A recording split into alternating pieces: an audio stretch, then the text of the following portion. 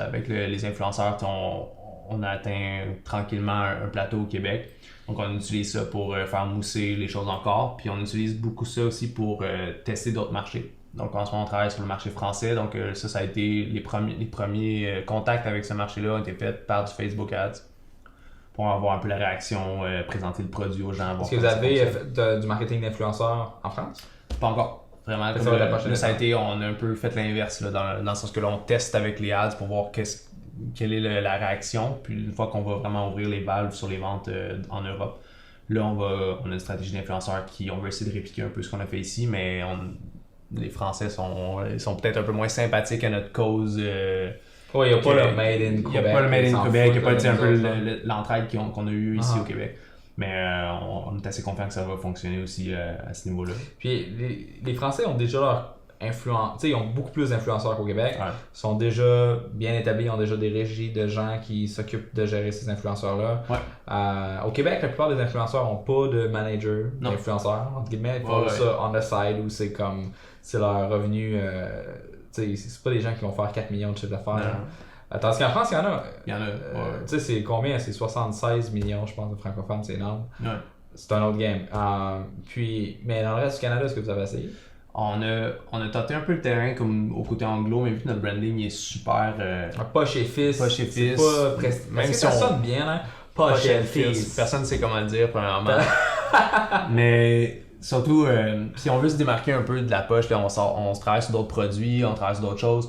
On veut que Poche et Fils soit plus le brand et non juste autour de la poche.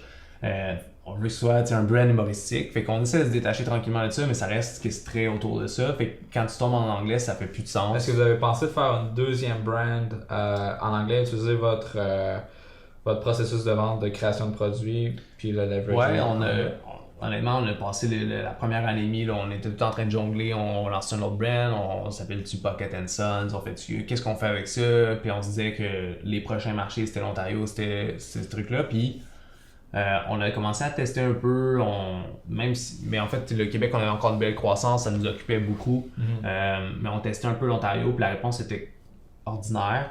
Puis de l'autre côté, il y a des fortes communautés françaises à Montréal, au Québec, puis on avait une demande qui venait de la France. Donc là, on essayait de forcer notre produit aux États-Unis puis dans l'Ouest canadien, versus là, on se faisait tirer une demande en France. Fait que ça fait peut-être 8 mois, on a décidé comme de laisser aller. On s'est dit on ne mettra plus trop d'efforts, plus trop de budget sur le côté anglo. On va continuer à le développer, mais vraiment plus bas dans notre liste de priorités. Puis on va mettre notre focus sur vendre en France.